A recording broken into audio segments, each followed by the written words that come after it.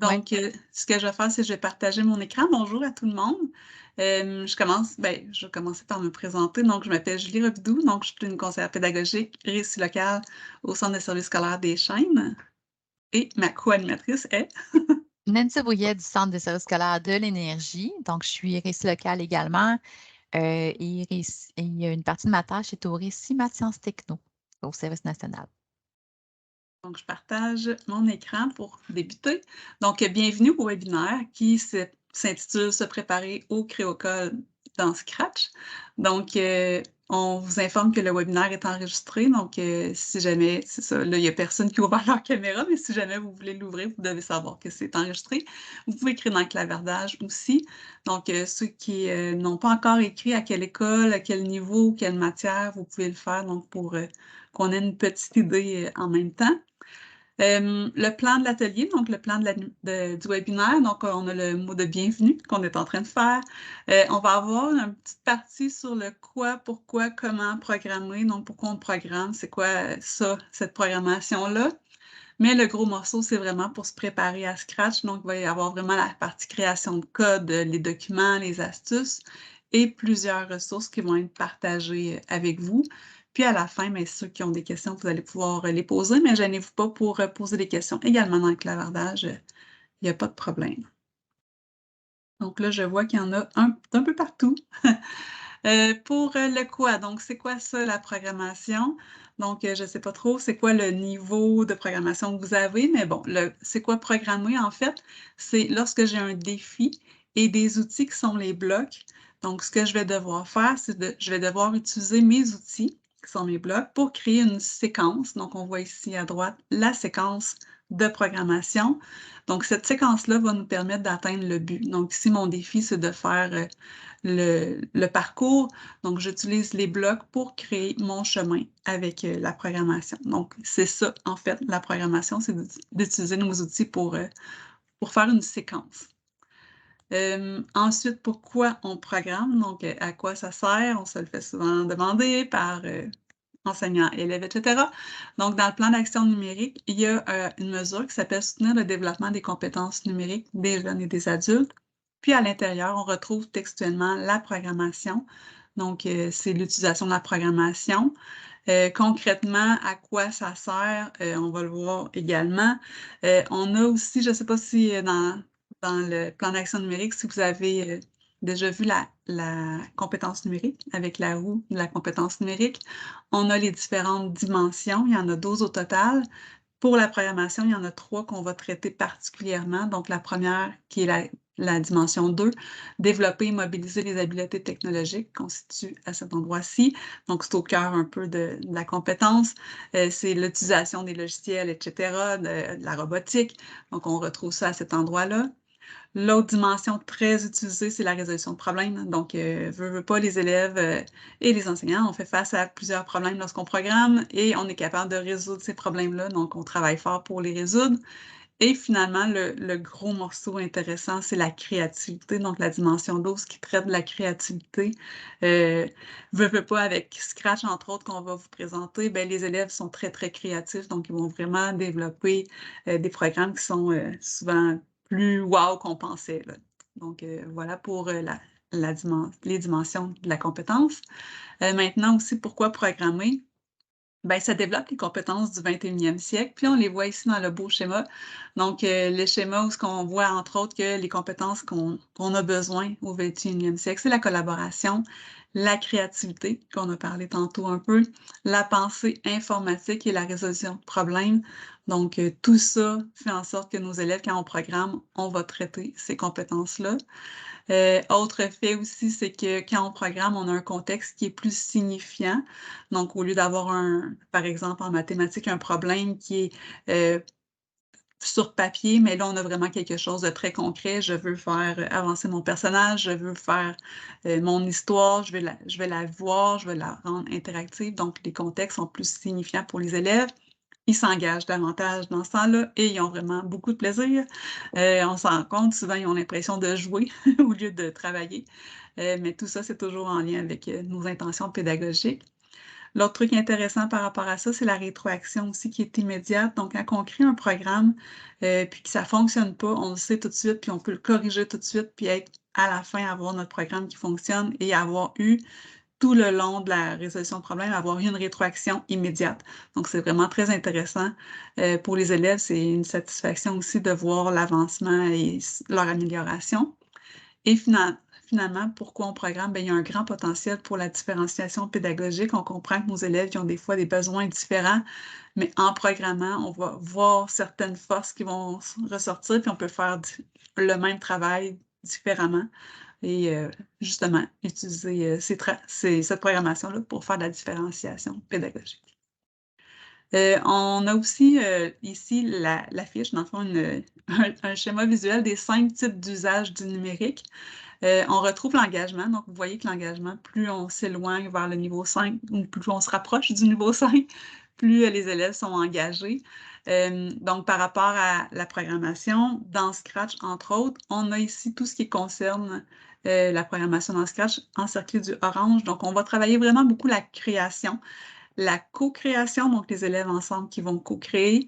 Puis, on va aussi co-créer avec la participation, l'utilisation de nos connaissances. Donc, on va vraiment travailler ces dimensions-là qui sont plus élevées pour les élèves.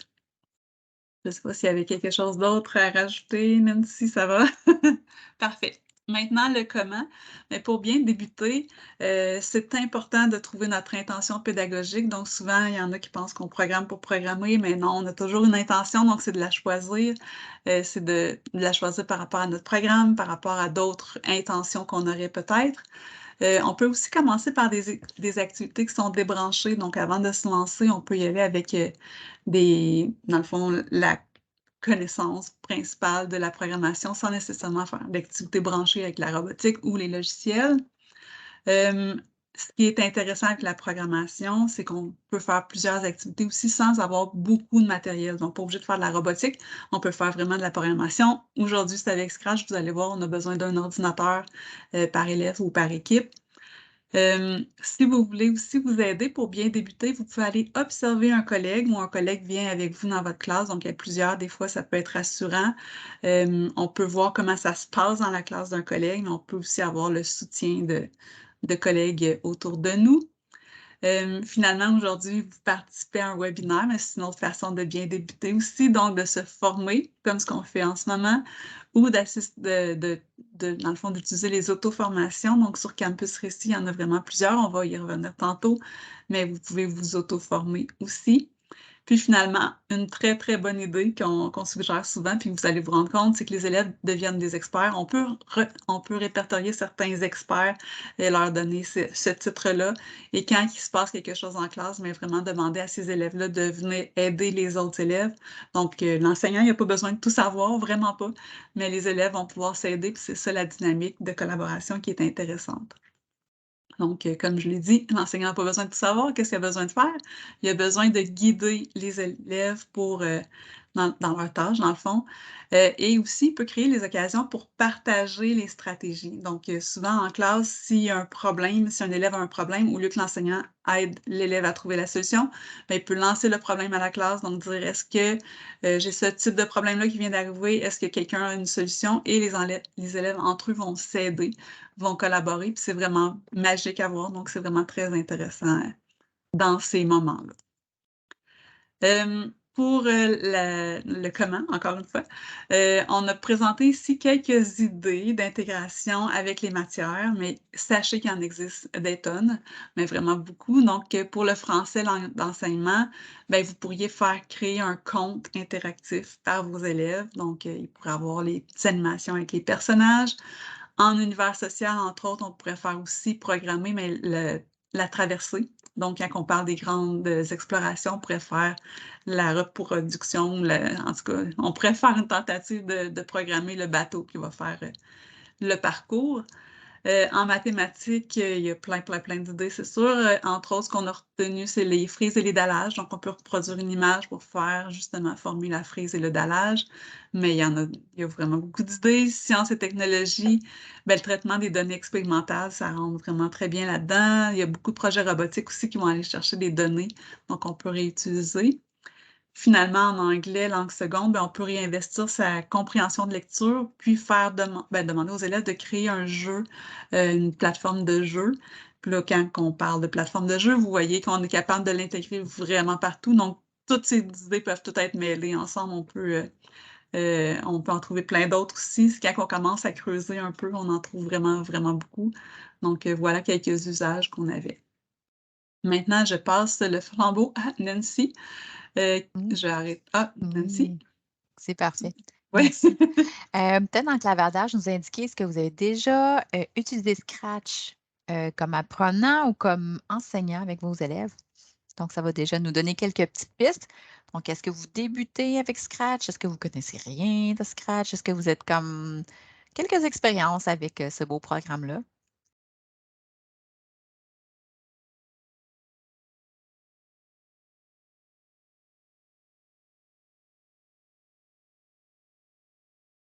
On débute, on commence. Parfait. OK. Donc, on va aller comme on avait prévu d'y aller doucement. Donc, n'hésitez pas si vous avez des questionnements dans le clavardage ou en levant la main. Ça nous fera plaisir. Alors, on se prépare avec Scratch. Voici quelques pistes qu'on vous propose pour bien amorcer là, votre préparation avant l'événement CréoCode. Dans un premier temps, on vous suggère de créer votre compte enseignant. Ça sera facilitant. Oui, merci beaucoup pour le lien de la présentation. Donc, vous pourrez le consulter au besoin. Donc, c'est ça. De créer votre compte enseignant, ça vous permettra de mieux suivre les travaux de vos élèves, donc de voir leurs différentes productions. On a mis un lien ici. Vous pouvez cliquer sur ce lien. Donc, en cliquant à cet endroit, on va vous demander de vous créer un nom d'utilisateur. Donc, je vais vous montrer ce que ça va donner quand on va aller sur Scratch. Alors, mon nom d'utilisateur, il est ici, une fois que je suis connectée. Donc, je l'ai appelé Lab Créatif CSC. À l'époque, on était des commissions scolaires. Donc, ce nom-là, ce sera votre identifiant. Donc, on vous demande de choisir un nom et un mot de passe. Donc, par la suite, vous allez pouvoir répondre aux différentes questions qu'on vous propose. On doit prévoir environ de 24 à 48 heures pour que ce lien-là devienne actif. Donc, vous ne pourrez pas tout de suite créer votre classe. Il faudra attendre d'avoir cette action-là qui va être faite du côté de Scratch. Donc, on prévoit un bon 2 jours pour se garder, pour être certain qu'on est correct. Donc, ça va pour la création du compte? Je ne vois pas, donc si ça ne va pas, écrivez-moi dans le clavardage. Ensuite, créez votre classe. Alors là, il y a plusieurs options. Merci beaucoup, Marilyn. Donc, dépendamment de l'âge de vos élèves, du degré d'autonomie, du temps que vous voulez mettre aussi là-dessus, mais je pense que ça va beaucoup être selon votre clientèle. Merci pour vos rétroactions. Alors, il y a plusieurs possibilités. On pourra soit partager un lien aux élèves, on va aller voir ça dans un instant, soit créer des comptes pour vos élèves, ce qui est suggéré pour les plus jeunes. Donc, des élèves, là, par exemple, qui sont déjà pas très familiers avec le Chromebook, si vous prenez le Chromebook pour travailler, pour qui c'est difficile de noter les mots de passe. Donc, ça, c'est la procédure qu'on a mis en long et en large là, dans ce petit aide-mémoire-là. Ou si vous avez plusieurs groupes, comme au secondaire, c'est souvent le cas, si vous avez plusieurs groupes qui participent au CréoCode, on pourrait y aller par fichier CSV. Donc, on va voir tout ça dans le détail. Donc, j'ai créé mon compte enseignant, j'ai attendu le 24-48 heures. Je peux maintenant aller sur mon compte Scratch. Je vais me connecter avec mon identifiant et mon mot de passe. Et ici, maintenant, moi ici, là, mon identifiant est là, je clique sur le petit chevron à côté, en haut à droite, et vous allez retrouver mes classes. Donc, on va cliquer sur mes classes et vous voyez le bouton ici, nouvelle classe. On va cliquer dessus et ensuite, on va indiquer le nom de notre classe. Donc, c'est la seule information nécessaire à entrer. Donc, je pourrais indiquer ici classe, je pense que je suis rendue à classe 5 et j'ajouterai ma classe. Donc, juste avant de procéder, je récapitule. Donc, je suis connectée avec mon compte. Je peux aller sur le chevron, mes classes et ensuite, nouvelle classe. Et on indique le nom de cette classe-là. Donc, mettez un titre pas trop long et significatif pour vous et vos élèves. On ajoute une classe. Donc, ma classe est maintenant créée. Ce n'est pas plus long que ça une fois qu'on a notre compte enseignant. Vous avez différents onglets. Donc, aujourd'hui, on va se concentrer sur l'onglet Élèves. Je vais cliquer sur celui-ci. parce que ça peut faire de bien belles choses, le compte enseignant, mais on va commencer par la création de nos comptes. Première option qu'on vous a mis ici, partager un lien aux élèves. Donc, ça, c'est dans le cas d'élèves, on vous suggère des élèves plus vieux qui sont autonomes, capables d'écrire, de choisir un identifiant qui n'a pas déjà été pris par d'autres utilisateurs de Scratch et capables de noter leur mot de passe dans un endroit sûr. Donc, si vous prenez cette option-là, partager un lien aux élèves, vous allez tout simplement cliquer dans la partie de droite, lien d'inscription étudiant. Donc, on va cliquer sur ce bouton-là et on va dire que je m'engage à rappeler à mes étudiants de ne pas utiliser leur vrai nom, l'école. En fait, il ne faut pas être capable de les identifier. Donc, une fois qu'on a cliqué sur oui, crochet, j'accepte, on clique sur accéder au lien. Et ce lien-là, vous pouvez le donner à vos élèves par une plateforme Classroom ou autre là, que vous utilisez. Donc, ce lien-là, on leur partagerait. Ce qu'ils vont faire, eux, par la suite, donc je vais me faire comme si j'étais un élève, je vais en mode incognito. Donc, mon ordinateur ne sait pas que je suis déjà connectée. Il va, avec ce lien-là, se rendre à votre classe. Donc, on sait que c'est mon identifiant ici, je suis leur enseignante, et on sait que c'est la classe 5. Donc, vous pouvez vous créer plusieurs classes si vous êtes au secondaire, classe groupe 304, etc. Et ensuite, ils vont faire commencer et ils vont pouvoir entrer. C'est là que c'est important. Il faut que le nom d'utilisateur n'ait pas déjà été utilisé. Donc, si j'écrivais par exemple élève 1, fort à parier que, par exemple, élève 01, avec un mot de passe au hasard, bon, ben là, il me dit mon nom est déjà pris, mon nom d'utilisateur. Donc, il faudra que l'élève se choisisse un autre nom. Ça peut être un mot ou des lettres au hasard, peu importe. L'important, c'est qu'il le note et idéalement, peut-être que vous sachiez c'est quoi ces informations-là. Donc, si j'indiquais là, plusieurs combinaisons possibles, là, je pourrais ensuite passer aux étapes suivantes et créer mon compte. Donc, on aura quelques informations à entrer. Donc, tout simplement, ce qui est nécessaire, c'est le genre et le pays. Et là, on passerait à l'étape suivante et on verrait que je suis déjà entrée dans ma classe. Donc, pour des élèves autonomes, comme je vous disais, on peut leur donner le code d'activation. On va entrer dans la classe. On va ensuite indiquer un identifiant qui n'existe pas déjà et un mot de passe que l'élève gardera précieusement. Et on continue pour le reste. Donc, ça, c'est la première façon, probablement pour des élèves là, un peu plus grands ou en tout cas au moins capables de trouver un identifiant qui n'existe pas déjà, se choisir un mot de passe et indiquer ça quelque part de façon qu'on ait ce repère-là pour la prochaine connexion. Donc, première façon, expliquer. Si vous avez des questions, n'hésitez pas. Ensuite, deuxième façon qu'on a mis en plus en détail écrit ici, c'est la création de compte pour des élèves plus jeunes. Donc, vous allez retrouver toutes ces étapes-là ici. Je vais les refaire avec vous. Donc, on va cliquer sur mes classes, on va ajouter une nouvelle classe. Et là, il va y avoir un petit quelque chose de particulier, c'est qu'on va venir nous-mêmes ajouter les noms de nos élèves. En fait, les noms, pas les vrais noms, mais l'identifiant de nos élèves. Donc, pour faire ça, je vais reprendre du début. Donc, je serai dans mon espace à moi, là, je suis connectée. Je vais dans mes classes. J'aurais créé ma classe déjà ici, là, donc ce serait la classe 5. Alors, je vais aller voir ici pour mes élèves. J'ai un élève, donc je me suis moi-même enregistrée précédemment, comme vous avez vu. Et là, ce qu'on fait, si je veux créer ma classe élève par élève, je vais ajouter un nouvel élève ici avec le bouton. Donc, je pourrais choisir les mêmes entrées, donc NA pour mon prénom. C'est pas que c'est moi nécessairement, ça n'indique pas les élèves. Je pourrais mettre des lettres clés dans le nom de l'école ou des lettres au hasard. Et là, je pourrais y aller, je vais choisir une autre lettre parce que ça, je l'ai déjà pris. Donc, élève 01, 02, 03 et compagnie. Donc, je vais cliquer sur oui. Je sais qu'il faut que ça soit confidentiel. Il ne faut pas qu'on soit capable d'identifier mes élèves. Donc, et ensuite, je vais faire ajouter un élève. Donc, j'aurais un élève NALBB01. Je pourrais faire le même principe NA. Donc, un deuxième élève NABBLL, je ne sais plus si j'ai mis autre chose, 02. Donc, j'ajoute un élève.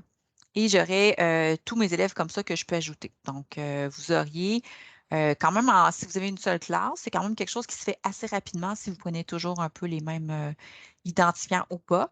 Donc, peu importe comment vous nommez les identifiants de vos élèves. Si vous procédez de cette façon-là, on vous suggère de faire un tableau dans lequel tous les identifiants sont indiqués pour vos élèves et que vous leur choisissez déjà un mot de passe. Donc, vous pourriez avoir déjà ces informations-là pour vous. Donc, si les élèves les oublient, perdent leur information, vous les auriez.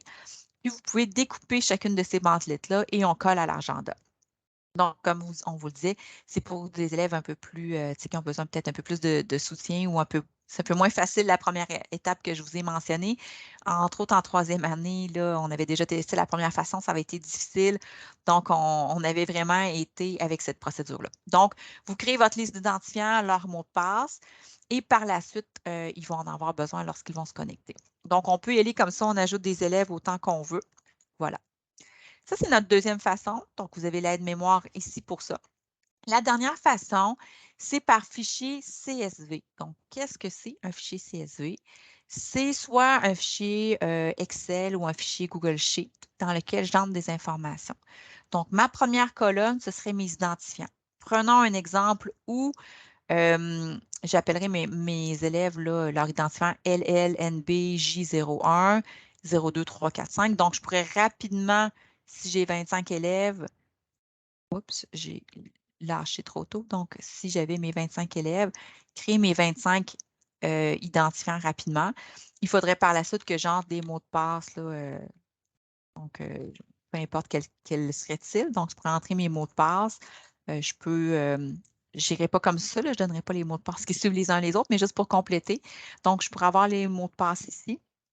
Et à ce moment-là, on va faire fichier et on va demander que notre fichier soit téléchargé en fichier CSV. Donc, je récapitule avant de le faire. Première colonne avec des identifiants, deuxième colonne avec des mots de passe.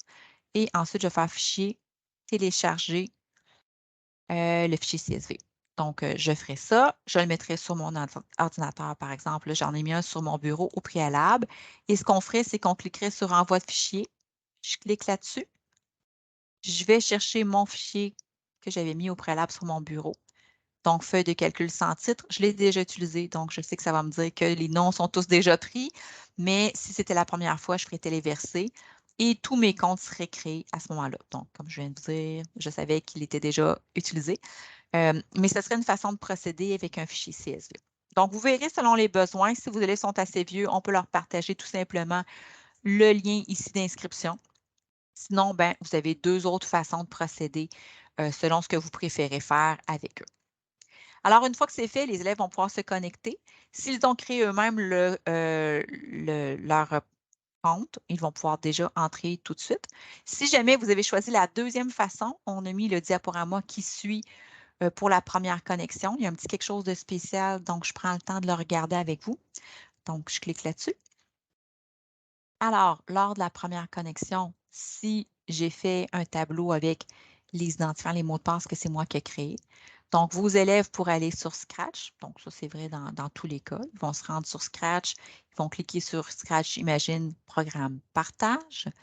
Ensuite, ils vont se connecter avec l'information ou bien ils feraient rejoindre dans le cas où les élèves se créeraient des comptes par eux-mêmes. Là. Mais pour qu'ils soient dans votre classe, c'est vraiment mieux de partager le lien que je vous ai montré précédemment pour qu'ils accèdent tous à votre classe. Donc, se connecter. Ensuite, on va entrer l'identifiant ici de l'élève, donc la première colonne du tableau qu'on a fait. Et ce qui est particulier ici, c'est que pour ce type de connexion-là, la première fois, ils entreraient l'identifiant de l'enseignant. Donc, qu'est-ce que c'est? Dans mon cas ici, ce serait Lab Créatif CSE. Donc, ça, c'est seulement la première fois. Par la suite, là, ça ne sera plus nécessaire. Donc, vos élèves, ils entrent l'identifiant, pardon, et ensuite, celui qu'on leur a remis. Donc, juste pour bien être sûr qu'on se comprend, cette colonne-là. Donc, chaque élève aurait sa bandelette. Je retourne ici. Et ensuite, ils vont entrer leur mot de passe temporaire, qui est l'identifiant de l'enseignant. Et ensuite, ils vont se rendre dans votre classe. Donc, comme ce que je vous ai montré tantôt là, dans le cas d'un élève qui se connecterait par lui-même, l'élève va maintenant entrer son nouveau mot de passe. Donc, il va être, c'est maintenant que la deuxième colonne va servir.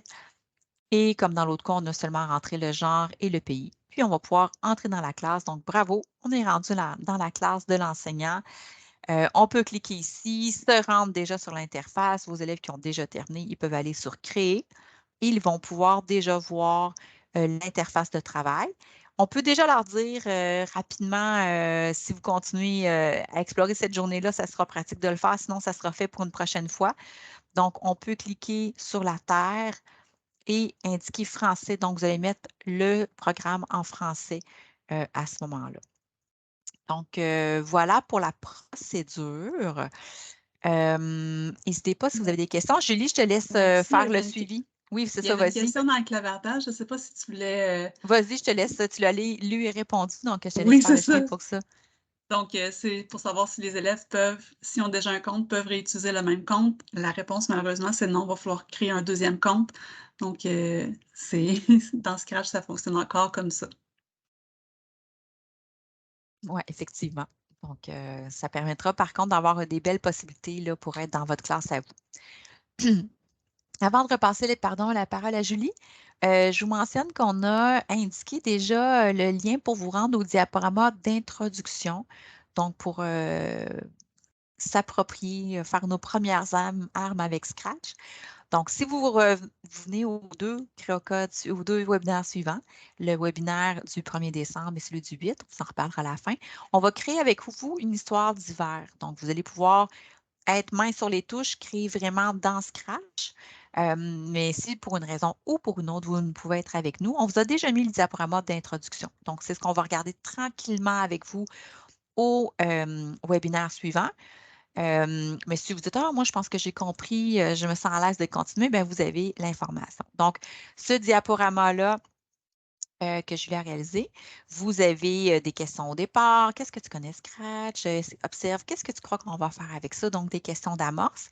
Par la suite, on va voir l'interface. Donc, il y a des arrière-plans pour choisir la scène qui va être le théâtre des actions programmées.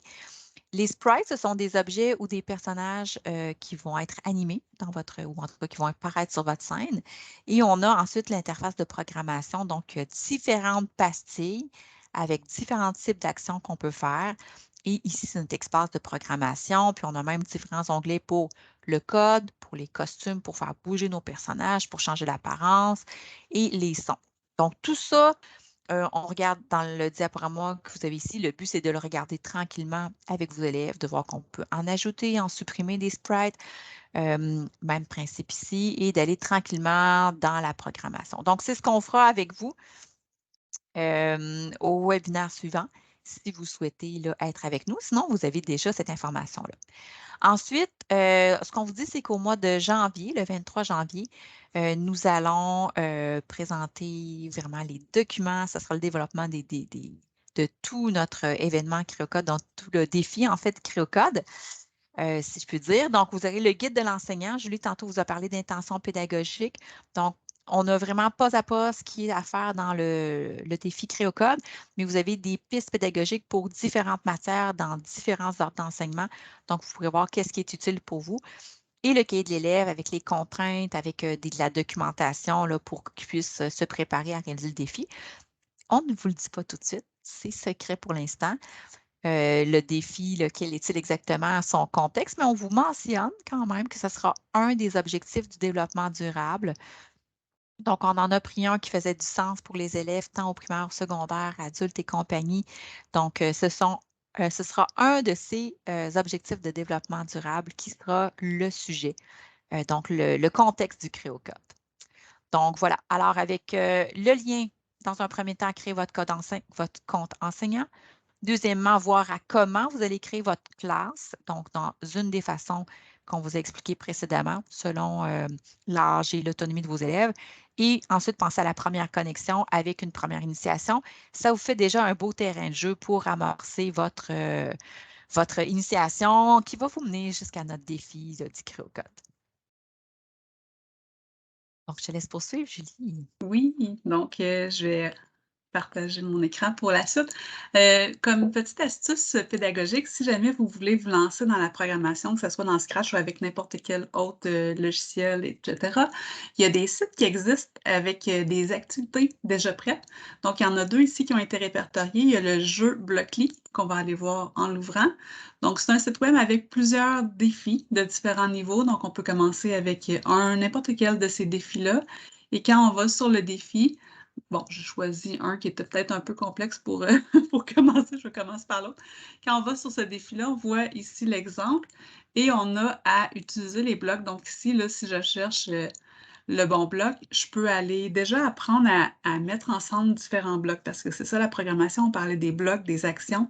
Donc, je peux aller choisir ici les caractéristiques. Bref, il y a plusieurs défis. Si je retourne ici juste avant, donc, différents niveaux, vous pouvez vous-même en essayer parce qu'il y en a des assez complexes, donc on peut s'amuser vraiment longtemps. Donc, c'est vraiment de l'initiation, je dirais, pure, où on n'a pas tant de contexte avec la pédagogie, pardon.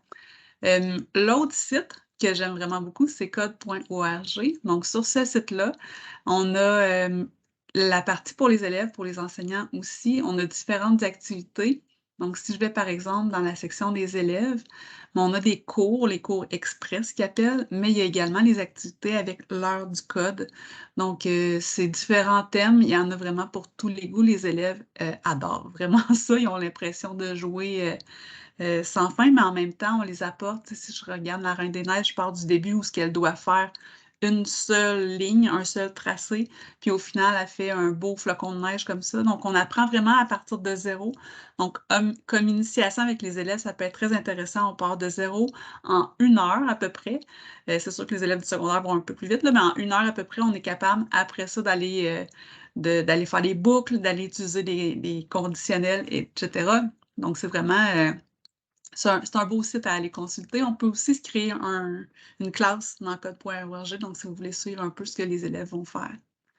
Les autres astuces pour débuter, pour initier, mais avant de donner toutes les informations, on peut demander aux élèves de découvrir un peu, d'aller explorer. Donc, demander c'est quoi ce bloc, qu'est-ce que vous croyez qu'il va faire, aller lancer des défis où ce que les élèves vont explorer un peu plus, sans donner un défi précis, mais ils vont aller explorer les différents blocs. Même chose quand on choisit notre problème à résoudre, on choisit en ayant notre idée dans la tête pour justement les emmener vers certains défis qu'on veut résoudre. Nancy, est-ce que tu prends le partage pour la Non, on va suite? continuer avec ça, c'est OK, parfait. parfait. Donc, vous pouvez y aller avec des suggestions, comme Julie vous a mentionné précédemment. On peut aussi prévoir un moment pour que les élèves puissent explorer la plateforme, donc voir quelles sont les possibilités dans l'arrière-plan, dans les arrière-plans, dans les sprites.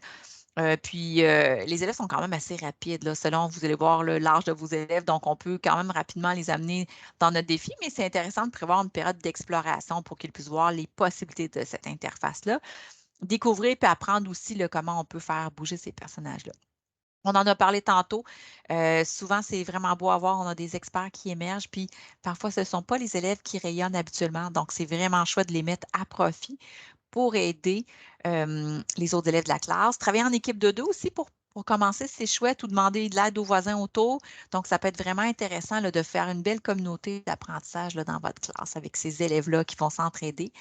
On peut aller dans l'interface de Scratch. Je ne sais pas si Julie, si tu ne l'as pas très loin, si on pourrait cliquer sur. Je Ou pense que sinon, va falloir que tu reprennes le contrôle parce oui, qu'il ben, est un ça peu sera pas. loin. Il n'y a pas de problème.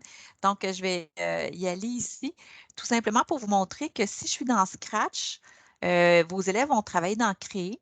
Donc, c'est là qu'ils vont travailler vraiment à créer leur code, leur programmation. Mais si je reclique sur l'image Scratch ici, sur le dessin, je peux cliquer sur Explorer. Et il y a des programmes assez costauds, je vous dirais, mais c'est quand même intéressant d'aller voir, là, il y en a des plus simples aussi, mais d'aller voir des programmes existants. Tantôt, je vais en ouvrir un pour vous montrer un peu comment on peut faire avec un programme qui va être aussi plus simple. Mais on peut entrer à l'intérieur de ces programmes-là et voir, premièrement, qu'est-ce que ce programme-là fait. On peut aller voir à l'intérieur pour voir toute la programmation qui a été faite et on peut même le remixer. Donc, on peut choisir Dans le fond, le remixer, ça veut dire que je vais me créer une copie qui va entrer dans mon compte à moi, puis je vais pouvoir faire toutes les modifications que je veux avec ça. Donc, ici, on verrait l'accent avec le drapeau. Il a l'air quand même plus évolué, ce programme-là, que ce qu'on va faire au début. Mais quand même, c'est chouette. Les élèves peuvent apprendre avec des programmes déjà existants de d'autres utilisateurs de Scratch qui ont été partagés. Donc, c'est ce que je voulais mentionner avec ça. Par la suite, garder des traces. Beaucoup le partage aussi entre les élèves pour les stratégies gagnantes, qu'est-ce qu'ils ont appris. Donc, ça, c'est toujours très intéressant là, pour vos élèves. Une autre astuce aussi, c'est quand on a un problème, par exemple, on doit tracer un carré, mais c'est de le séparer en sous-problèmes. Donc, dans mon carré, qu'est-ce que j'ai comme mouvement? Mais je dois avancer, je dois tourner, je peux utiliser ma boucle pour le refaire.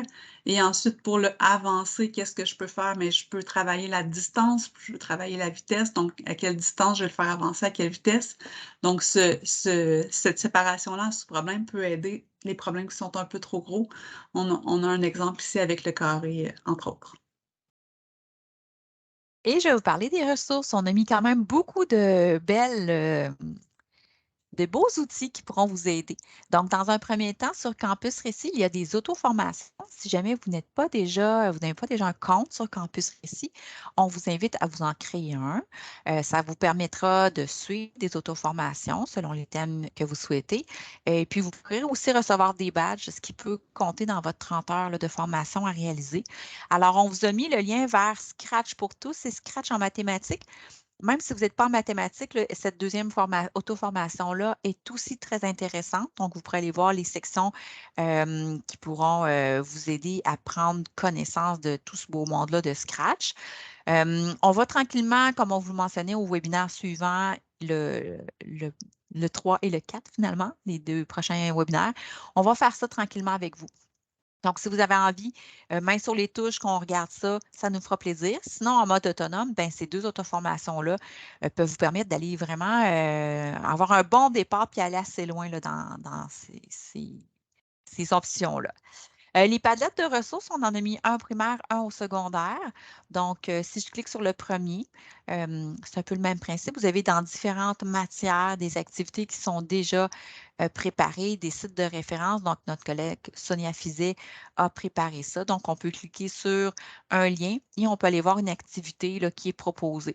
Donc, il y a beaucoup de belles ressources, soit en amont, avant de faire votre défi Créocode au mois de janvier, ou même par la suite, si vous voulez continuer à travailler dans Scratch, il y a beaucoup de belles possibilités. Donc, tant au primaire qu'au secondaire. Je vais fermer un petit peu ça. Voilà. Voilà, vous pourrez aller voir, là, celui-ci a été fait par Stéphanie. Donc, les activités en mathématiques ici là, ont été proposées. Donc, ça vous donne des ressources. On a aussi en FGA, notre collègue Luc nous a partagé un lien tantôt. Donc, ceux qui sont en FGA, il y a plusieurs trucs intéressants également en mathématiques pour Scratch. Nos collègues du Récitus, du Récit d'univers social, a préparé aussi une documentation ici, là, une espèce de clé en main pour partir avec des défis d'accompagnement, un peu là, dans le genre de première prise en main, là, ce qu'on va jaser un peu au prochain webinaire. Donc, super bien fait en lien avec, c'est très bien de façon générale et aussi à la sauce univers social là, pour certaines actions à poser. Et vous avez leur page aussi qu'on vous a mis en référence où vous avez plusieurs ressources que vous pouvez retrouver à cet effet-là. Donc, pour l'univers social et coup de cœur pour soit en mode autonome ou en grand groupe, vous verrez, ce sont les cartes tutoriels Scratch. Donc, près de 200 pages, vous pouvez en faire imprimer en plus grand ou plus petit format. Donc, ici, on va animer notre nom. Donc, on peut écrire notre nom et les lettres vont bouger. Donc, pas à pas, on explique aux élèves comment faire pour procéder. Donc, ça peut vous permettre d'aider certains élèves qui ont besoin de qui ont plus besoin de votre soutien. Donc, vous pourrez voir avec eux, là, soit en mode autonome, on peut mettre des classes ateliers ou par la suite choisir des défis qu'on fait entre nous. Donc, ça fait plein de belles ressources. Et des ressources Scratch, on a mis plein de beaux liens. Donc, ici, on vous laisse aller voir ça. Il y a plein de belles ressources. On a mis entre autres les référentiels par type de bloc. Donc, je l'ai mis ici dans le diaporama, mais si vous cliquez dessus, vous allez pouvoir, vous allez avoir accès à un dossier. Donc, par exemple, pour les types de mouvements, on vous présente des blocs de mouvements en expliquant un peu ce qu'ils font, en posant des petites questions aussi. Donc, on les a mis par type de catégorie, les blocs qui permettent un déplacement en ligne, qui permettent d'autres types de développement ou de tournée. Et on a le même principe pour les apparences, donc pour faire afficher des paroles ou des pensées, pour modifier le costume, qu'est-ce qu'on peut utiliser? Donc, pour modifier l'arrière-plan, la taille, cacher, montrer un sprite. Donc, ça, ce sont toutes des actions vraiment intéressantes. Là, on pourra en parler de certaines d'entre elles au prochain webinaire. Puis enfin, ici, des actions cool. Donc, c'est ça dont je vous parlais tantôt. Des exemples de programmes simples, des bouts de recettes qu'on peut mettre, qu'on peut s'inspirer d'eux. Donc, ce ne sont absolument pas les seules façons de faire pour faire, par exemple, sauter un personnage sur place ou le faire bondir, mais c'est une façon de procéder. Donc, vous avez un peu là, ces exemples-là qui sont montrés. Par exemple, je vais remonter un petit peu, se déplacer de gauche à droite comme un gardien de but. On a mis des petits conseils, mais on a mis des exemples aussi. Donc, si on clique sur le lien, vous allez pouvoir voir cette action-là. Donc, on pourrait partager même aux élèves ce fichier-là. Eux pourraient aller voir qu'est-ce que le personnage fait. On peut entrer à l'intérieur pour voir comment ce programme-là est fait. Puis là, moi, c'est moi qui l'ai fait. Donc, je ne peux pas le remixer, là, il m'appartient déjà. Mais si c'était vous qui le consultiez, vous pourriez cliquer sur remixer. Il deviendrait une copie à vous que vous pourriez modifier à votre choix. Donc, ce sont des idées d'actions que j'appelle actions cool que vos élèves peuvent faire en introduction dans un premier programme. Donc, ça, on en parlera plus longuement lors de notre webinaire suivant, mais ce sont des ressources que vous avez ici dans notre page ressources.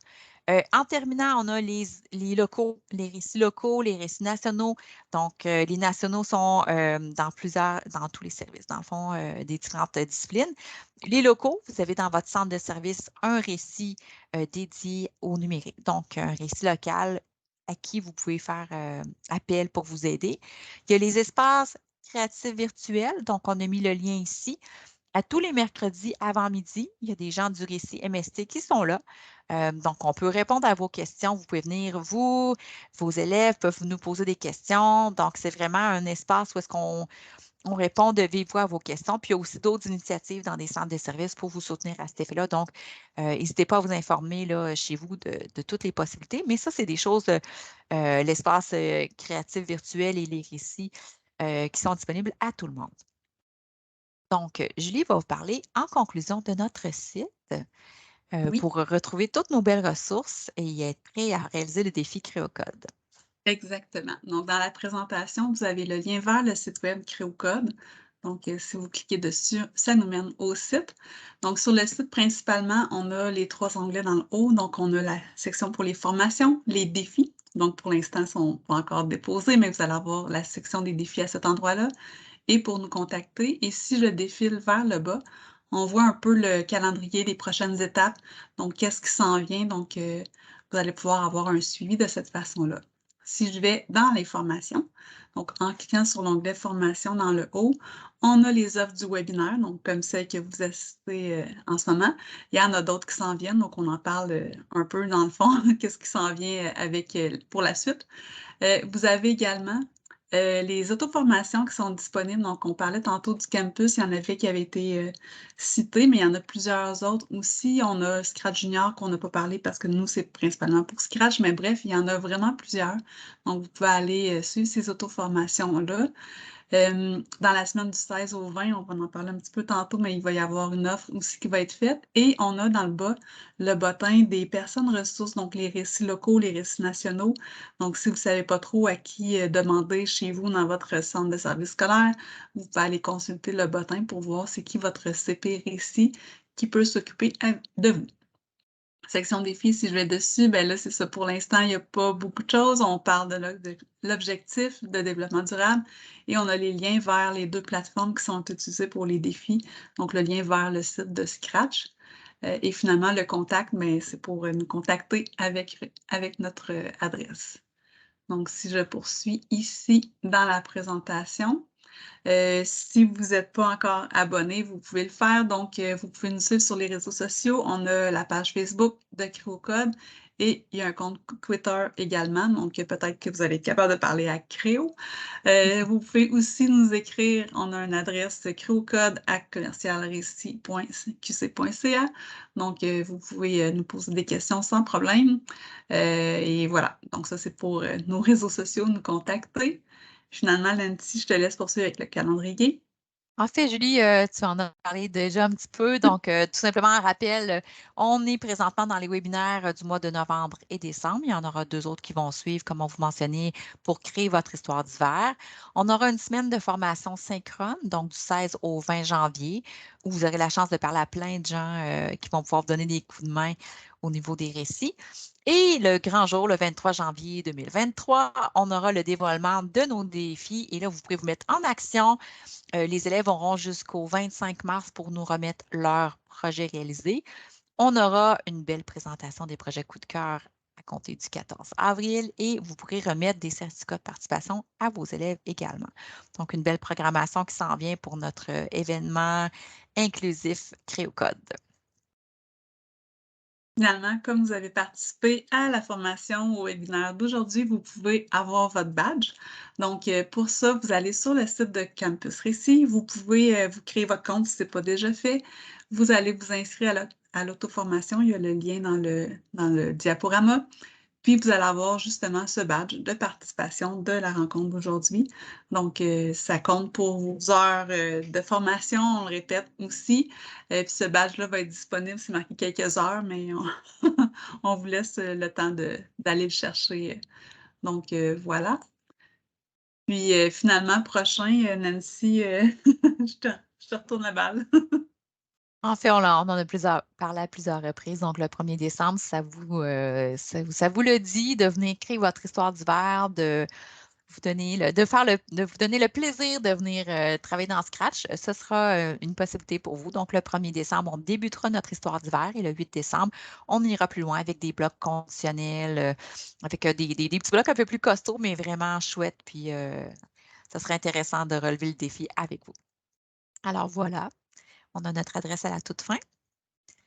Et on est là pour répondre à vos questions. On vous remercie de votre présence, de votre intérêt pour le Créocode. Est-ce que vous écoutiez live en direct avec nous ou en rediffusion? Ça nous fera plaisir de voir les projets de vos élèves. Donc, voilà.